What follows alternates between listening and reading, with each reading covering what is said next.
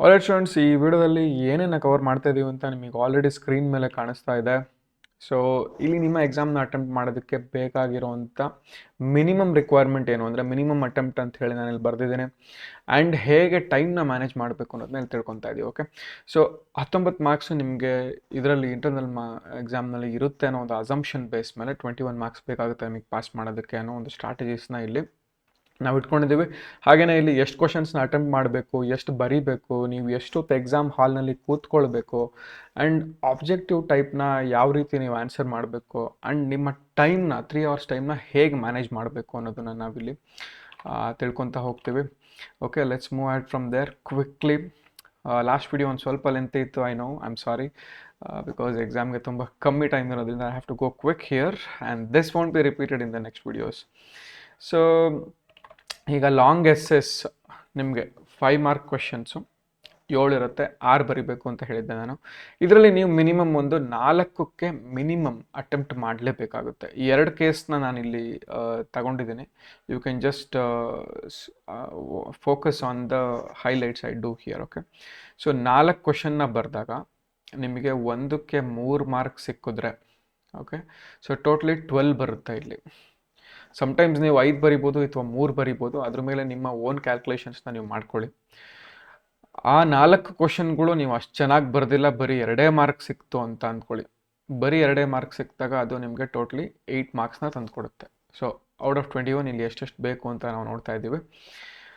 So sometimes ಇಲ್ಲಿ ನಾನು ಜನರಲ್ಲಾಗಿ ಏನು ಹೇಳೋಕ್ಕೆ ಇಷ್ಟಪಡ್ತೀನಿ ಅಂತಂದರೆ, ಯಾವುದೋ ಒಂದು ಕ್ವಶನ್ ಇರುತ್ತೆ, ಅದರಲ್ಲಿ 5 ಮಾರ್ಕ್ಸು ನಿಮಗೆ ಗೊತ್ತಿರಲ್ಲ, ಅದನ್ನು ಪಾರ್ಟ್ ಬೈ ಪಾರ್ಟ್ ಮಾಡಿರ್ತಾರೆ. ಒಂದು 3 ಪಾರ್ಟ್ ಇರ್ತಾರೆ: define, classify, give pharmacological actions ಅಂತನೋ, ಅಥವಾ explain something, working on construction ಅಂತನೋ. ಸೊ ನೀವು ಆ ಕ್ವಶನ್ನಲ್ಲಿ ಯಾವ್ಯಾವುದಕ್ಕೆ ಎಷ್ಟೆಷ್ಟಿದೆ ಅಂತ ಒಂದು ಐಡಿಯಾ ಇಟ್ಕೊಂಡಿರ್ಬೇಕು. ಡೆಫಿನೇಷನ್ಗೆ 1 ಇರುತ್ತೆ, ಕ್ಲಾಸಿಫಿಕೇಷನ್ಗೆ 2 ಇರುತ್ತೆ, ಮತ್ತು ಎಕ್ಸ್ಪ್ಲನೇಷನ್ಗೆ 2 ಇರುತ್ತೆ. Totally 5 mark. ಸಪೋಸ್ ನಿಮ್ಗೆ ಯಾವುದೋ ಒಂದು ಕ್ವಶನಲ್ಲಿ 3 ಮಾರ್ಕಿಗೆ ಗೊತ್ತಿದೆ ಆ್ಯಂಡ್ ಎಕ್ಸಾಕ್ಟ್ ಆನ್ಸರ್ ಗೊತ್ತಿದೆ. ಡೆಫಿನೇಷನ್ ಕರೆಕ್ಟಾಗಿ ಬರೆದ್ರೆ 1 ಮಾರ್ಕ್ ಬಂದೇ ಬರುತ್ತಾ? ಕ್ಲಾಸಿಫಿಕೇಷನ್ ಎಕ್ಸಾಕ್ಟ್ ಇರುತ್ತೆ, ನಿಮಗೆ ಬರೆದ್ರೆ ಕರೆಕ್ಟಾಗಿ ಎಕ್ಸಾಂಪಲ್ಸ್ ಜೊತೆಗೆ 2 ಮಾರ್ಕ್ ಬಂದೇ ಬರುತ್ತೆ. ನಾನು ಇಲ್ಲಿ ಟೋಟಲಾಗಿ ಒಂದು ಲೆಂತಿ ಆನ್ಸರ್ನ 2 ಪೇಜ್ ಏನು ಬರೆದಿರ್ತೀರಿ ಅದಕ್ಕೆ 5 ಮಾರ್ಕ್ಸಿಂದ ಬರೆದ್ರೂ ಕೂಡ ಸರ್ಟೆನ್ ಟೈಮ್ಸಲ್ಲಿ ನಿಮಗೆ ಬರೀ 3 ಕೊಡ್ತಾರೆ, 4 ಕೊಡ್ತಾರೆ. ಈ ಕೇಸ್ ಮೇಲೆ ಈ ಮಾರ್ಕ್ಸ್ನ ತಗೊಂಡಿದ್ದೀನಿ. ನೀವು ಕ್ವಶನ್ಸ್ನ ಸೆಲೆಕ್ಟ್ ಮಾಡುವಾಗ ಇದರಲ್ಲಿ ಈ ಥರ ನೋಡಿ, ಕಮ್ಮಿ ಬರೆದ್ರೂ ಫುಲ್ ಮಾರ್ಕ್ಸ್ ಸಿಗಬೇಕು, ಆ ಥರ ಕ್ವಶನ್ಸ್ನ ಸೆಲೆಕ್ಟ್ ಮಾಡ್ಕೊಳ್ಳಿ. ಅಫ್ಕೋರ್ಸ್ ನೀವು ಎಲ್ಲದೂ ಆನ್ಸರ್ಸ್ ಗೊತ್ತಿರಲ್ಲ ನಿಮಗೆ ಸೆಲೆಕ್ಟ್ ಮಾಡ್ಕೊಳ್ಳೋದಕ್ಕೆ, ಬಟ್ ಯಾವ ಕ್ವಶನ್ಸ್ನಲ್ಲಿ ಈ ರೀತಿ ಒಂಚೂರು ಬರೆದ್ರೆ ಫುಲ್ ಮಾರ್ಕ್ ಬರುತ್ತೆ, ಆ ಕ್ವಶನ್ಸ್ನ ಬಿಡಬೇಡಿ. ಅದನ್ನು ಯಾವುದೇ ರೀತಿ ತಪ್ಪು ಮಾಡ್ದಲೇ ಬರೀರಿ. ಓಕೆ, ಬಿಕಾಸ್ ಇಷ್ಟು ಬರೆದ್ರೂ ಕೂಡ ನಿಮ್ಗೆ ಅಷ್ಟೊಂದು ಮಾರ್ಕ್ಸ್ ಸಿಗುತ್ತೆ. ಎನಿವೆ, ಇಲ್ಲಿ ನಾವು ಜನರಲ್ ಕೇಸಸ್ನ ಇನ್ನು ಫಾಲೋ ಮಾಡ್ತಾ ಹೋಗೋಣ. ಸೊ 4 ಕ್ವಶನು 3 ಮಾರ್ಕ್ ಬಂದರೆ 12 ಬರುತ್ತೆ, ಇಲ್ಲ 2 ಬಂದರೆ 8 ಬರುತ್ತೆ. ಕೆಲವರು ಅನ್ಕೊಳ್ತಿರ್ಬೋದು 4 ನಮ್ಗೆ ಗೊತ್ತಿರಬೇಕಲ್ಲ ಅಂಥೇಳಿ. 7 ಕ್ವಶನ್ ಇರೋದು, ಅದರಲ್ಲಿ 4 ಬರೀರಿ ಅಥವಾ 3 ಬರೀರಿ. 3ರಲ್ಲಿ ಬರೆದು 3 ಮಾರ್ಕ್ಸ್ ಬಂತು ಅಂದ್ರೂ ಕೂಡ 9 ಆಯಿತು ಅಲ್ಲಿಗೆ. ಅಥವಾ ನಿಮ್ಗೆ ಅಲ್ಲಿ 2 ಸಿಕ್ತು ಅಂದರೂ 6 ಆಯಿತು. 6 marks is really good part of 21. Okay, then short ಎಸ್ಸೆಸ್ಸಲ್ಲಿ ನಾವು 7 ಕ್ವಶನ್ಸ್ನ ಇಲ್ಲಿ ಅಟೆಂಪ್ಟ್ ಮಾಡಬೇಕಾಗುತ್ತೆ. 1ಕ್ಕೆ ಮಿನಿಮಮ್ ನಮಗೆ 1.75 ಸಿಕ್ತು ಅಂದರೆ ಆವ್ರೇಜ್ ಮಾರ್ಕು ಟೋಟಲಿ 12.25 ಆಗುತ್ತೆ. ಓಕೆ, ಅಥವಾ ಬರೀ 1.5 ಕೊಟ್ಟರು ಅಂತ ಇಟ್ಕೊಳ್ಳಿ, ಅರ್ಧ ಕೊಟ್ಟರು 3ರಲ್ಲಿ, ಆವಾಗ 10.5 ಆಗುತ್ತೆ. ಸೊ ಟೋಟಲಿ ನಮ್ಗೆ 2 ಕೇಸ್ನ ಇಲ್ಲಿ ನೋಡೋಕ್ಕೆ ಸಿಗುತ್ತೆ. ಟೋಟಲ್ ಮಾರ್ಕ್ಸ್ ನೋಡಿದಾಗ ಫಸ್ಟ್ ಕೇಸು ನಮಗೆ 4 ಕ್ವಶನ್ 3 ಮಾರ್ಕ್ಸ್ ಸಿಕ್ಕಿದ್ರೆ, 7 ಕ್ವಶನ್ಗೆ 1.75 ಸಿಕ್ಕಿದ್ರೆ 21 ಇಲ್ಲೇ ಬಂದೋಯ್ತು.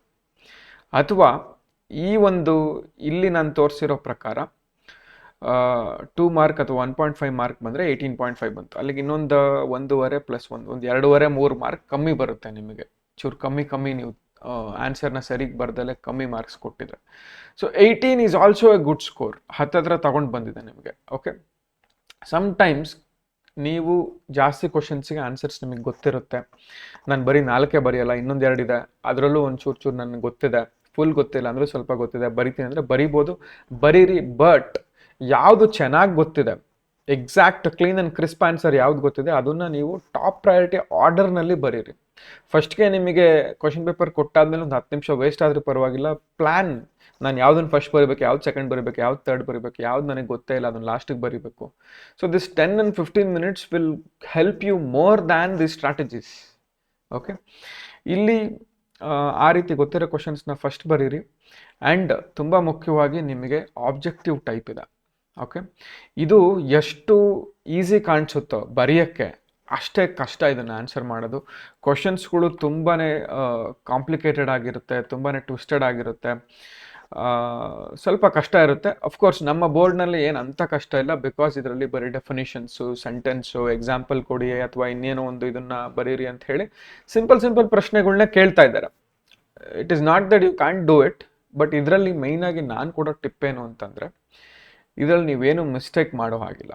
ಒಂದು ವರ್ಡ್ ಬರೆದ್ರೆ 1 ಮಾರ್ಕ್ ಬರುತ್ತಾ, ಆ 1 ವರ್ಡ್ ತಪ್ಪಾದರೆ 0. ಫಾರ್ಮಸಿ ಇದು ಕತೆ ನಿಮಗೆ ಗೊತ್ತಿದೆ, ಆ ವರ್ಡಲ್ಲಿ ಸ್ಪೆಲ್ಲಿಂಗ್ ಮಿಸ್ಟೇಕ್ ಆದ್ರೂ ಕೂಡ that is wrong answer and 1 mark ಹೋಯ್ತು. ಸೊ ನೀವೇನೋ ಬರೆದ್ಬಿಟ್ಟು ಹೊಡೆದಾಕ್ಬಿಟ್ಟು ಮತ್ತೆ ಬರೆಯೋದು ಅಥವಾ ತಪ್ಪು ಬರೆಯೋದು ಅಲ್ಲಿ. ಓಕೆ, ಈ ರೀತಿ ಸಮ್ಟೈಮ್ಸ್ ನಿಮಗೆ ಆನ್ಸರ್ ಗೊತ್ತಿರುತ್ತೆ, ಪಕ್ಕದಲ್ಲಿ ಯಾರೋ ಏನೋ ಮಾತಾಡ್ತಿರ್ತಾರೆ, ಅದನ್ನು ಕೇಳಿಸ್ಕೊಂತೀರಿ, ಆ ಆನ್ಸರ್ ನಂದು ಕರೆಕ್ಟೋ ತಪ್ಪಾ ಅಂತೇಳಿ ಕನ್ಫ್ಯೂಸ್ ಆಗೋದು, ಅದನ್ನು ಮಾಡಬಾರ್ದು. ಇಲ್ಲಿ ನಿಮಗೆ ಪದೇ ಚಾನ್ಸಸ್ ಸಿಗಲ್ಲ. ಓಕೆ, ಯಾವುದೋ ಒಂದು ದೊಡ್ಡ ಎಕ್ಸ್ಪ್ಲನೇಟರಿ ಕ್ವಶನ್ನ ನೀವು ಆನ್ಸರ್ ಮಾಡ್ತಾ ಇದ್ದೀರಾ, ಅಲ್ಲಿ ಇನ್ನೊಂದು ಲೈನ್ ಆ್ಯಡ್ ಮಾಡ್ಬೋದು, ಇನ್ನೊಂದು ಪ್ಯಾರಾಗ್ರಾಫ್ ಬರಿಬೋದು.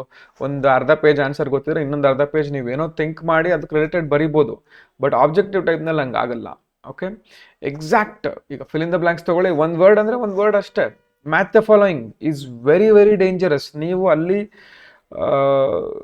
ಕರೆಕ್ಟಾಗಿ ಮ್ಯಾಚ್ ಮಾಡಿಲ್ಲ, ಒಂದು ಮಿಸ್ ಮ್ಯಾಚ್ ಆಯಿತು ಅಂತಂದ್ರೂ ಎಲ್ಲದೂ ತಪ್ಪಾಗುವಂಥ ಪಾಸಿಬಿಲಿಟೀಸ್ ಕೂಡ ಇರುತ್ತೆ ಮ್ಯಾಚ್ ದ ಫಾಲೋಯಿಂಗಲ್ಲಿ. ಓಕೆ, ಸೊ ಆಬ್ಜೆಕ್ಟಿವ್ ಟೈಪ್ನ ನೀವು ಟೈಮ್ ತಗೊಳ್ಳಿ.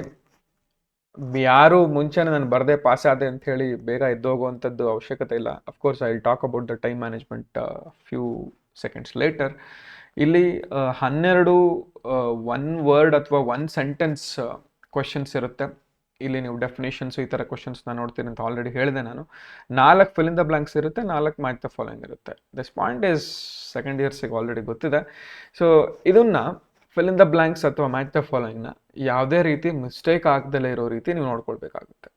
ಸಮ್ಟೈಮ್ಸ್ ಇವ್ಯಾಲ್ಯೂಟರ್ಸ್ ನೀವು ಏನೋ ಒಂದು ಆನ್ಸರ್ ಬರೆದು ಆಮೇಲೆ ಹೊಡೆದಾಕಿ ಮತ್ತೆ ಬರೆದಿರೋದು, ತಿರ್ಗಾ ಹೊಡೆದಾಕಿ ತಿರ್ಗಾ ಬರೆದಿರೋದು, ಈ ಥರದನ್ನೆಲ್ಲ ನೀವು ಏನೋ ಮಿಸ್ಚೀಫ್ ಆ್ಯಕ್ಟಿವಿಟಿ ಮಾಡಿದ್ದೀರಾ ಅಂತ ಹೇಳಿ ಅದಕ್ಕೆ ಮಾರ್ಕ್ಸ್ ತೆಗಿಯೋವಂಥ ಪಾಸಿಬಿಲಿಟಿ ಇರುತ್ತೆ. ನಿಮ್ಮ ಪೇಷನ್ಸು ಭಾಳ ಮುಖ್ಯ, ನಿಮ್ಮ ಟೈಮ್ ಮುಖ್ಯ ಇಲ್ಲಿ. ಓಕೆ, ಇವನ್ನ ಆನ್ಸರ್ ಮಾಡೋದಕ್ಕೆ. I know you people are very talented, you can use your intelligence to answer these questions, but ಆ ಇಂಟೆಲಿಜೆನ್ಸ್ನಲ್ಲಿ ಯಾವುದೇ ರೀತಿ ತಪ್ಪಾಗ್ದಲೇ ಇರೋ ರೀತಿ ನೋಡ್ಕೊಳ್ಳಿ. Okay, with your time and patience. So then time management ಅಂತ ಹೇಳಿದ್ದೆ ನಾನು. Let's quickly cover this topic. So totally ನಿಮಗೆ 3 hours ಸಿಗ್ತಾ ಇರುತ್ತೆ. ಇದರಲ್ಲಿ ನೀವು ಡಿವೈಡ್ ಮಾಡ್ಕೊಳ್ಳಿ, ಒಂದು ಅರ್ಧ ಗಂಟೆನೋ 3/4 ಗಂಟೆನೋ ಈ ಆಬ್ಜೆಕ್ಟಿವ್ ಟೈಪಿಗೆ ನೀವು ಸ್ಪೆಂಡ್ ಮಾಡಿ. ಸೊ 4 ಲಾಂಗ್ ಎಸ್ಸೆಸ್ ಬರಿಬೇಕು, ಅದಕ್ಕೆ 60 minutes ಮಾಡಿ. ಶಾರ್ಟ್ ಎಸ್ಸೆಸ್ 7 ಬರಿಬೇಕು, ಅದಕ್ಕೆ 60 minutes ಮಾಡಿ.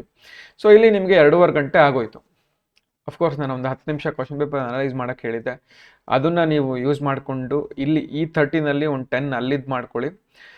ಇನ್ನೊಂದು 20 minutes ಕೂತ್ಕೊಂಡು ರಿವ್ಯೂ ಮಾಡಿ. ನೀವು ಫಸ್ಟಿಂದ ಎಲ್ಲಾದರೂ ಏನಾದರೂ ಬಿಟ್ಟಿದ್ದೀರಾ, ಅಥವಾ ಇನ್ನೂ ಟೈಮ್ ಇದೆ ನಿಮಗೆ ಅಂದರೆ ಅಲ್ಲಿ ಏನೋ ಒಂದು ಅಂಡರ್ಲೈನ್ ಮಾಡೋವಂಥದ್ದು, ಯಾವುದೋ ಒಂದು ಚಿತ್ರನ ಸರಿಗೆ ಬರ್ದಿಲ್ಲ ಅಂದರೆ ಕರೆಕ್ಟ್ ಮಾಡೋವಂಥದ್ದು, ಈ ಥರ ಥಿಂಗ್ಸ್ನ ನೀವು ಮಾಡಬೇಕಾಗುತ್ತೆ. ಓಕೆ, ಸೊ ಯಾವುದೇ ಒಂದು ಲಾಂಗ್ ಎಸ್ಸೆ ಮೇಲೆ 15 ನಿಮಿಷಕ್ಕಿಂತ ಜಾಸ್ತಿ ಟೈಮ್ ಸ್ಪೆಂಡ್ ಮಾಡಬೇಡಿ.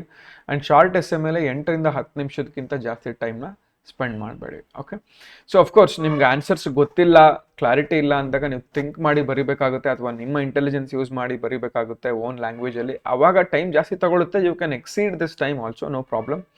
ಓಕೆ, ಕಮಿಂಗ್ ಬ್ಯಾಕ್ ಟು ಇಲ್ಲಿ ನಾನು ಏನೇನು ಹೇಳಿದ್ದೆ, ಎಷ್ಟು ಕ್ವಶನ್ಸು, ಎಷ್ಟು ಬರಿಬೇಕು ಅಂತ ಹೇಳಿದ್ದೆ.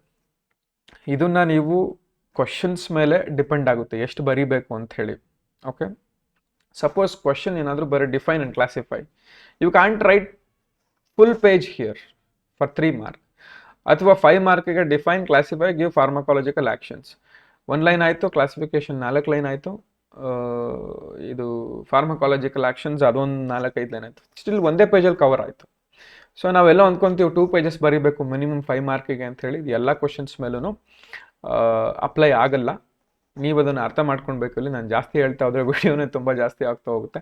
So how long you have to sit ಅಂತ ಹೇಳಿ ಪ್ರಶ್ನೆ ಇತ್ತು. 3 hour ಪೂರ್ತಿ ಕೂತ್ಕೊಳ್ಳೇಬೇಕು. ನೀವು ಬರೆದಿದ್ದೀರಾ, ನೀವು ಪಾಸ್ ಆಗ್ತೀರಾ ಅಂತ ಕಾನ್ಫಿಡೆನ್ಸ್ ಇದೆಯಾ, ಆದ್ರೂ ಕೂಡ ದಯವಿಟ್ಟು ನಾನು ರಿಕ್ವೆಸ್ಟ್ ಮಾಡೋದು 3 hours ಕೂತ್ಕೊಳ್ಳಿ. ನಿಮ್ಮ ಎಲ್ಲ ಟ್ಯಾಲೆಂಟ್ನ ಯೂಸ್ ಮಾಡಿಕೊಂಡು ತಪ್ಪು ಮಾಡಿ ಮತ್ತೆ ಮತ್ತೆ ಹೊಡೆದಾಕಿ ಮಾತ್ರ ಬರಿಬೇಡಿ. ಓಕೆ, ಕರೆಕ್ಟ್ ಆನ್ಸರ್ನ ಬರೀರಿ.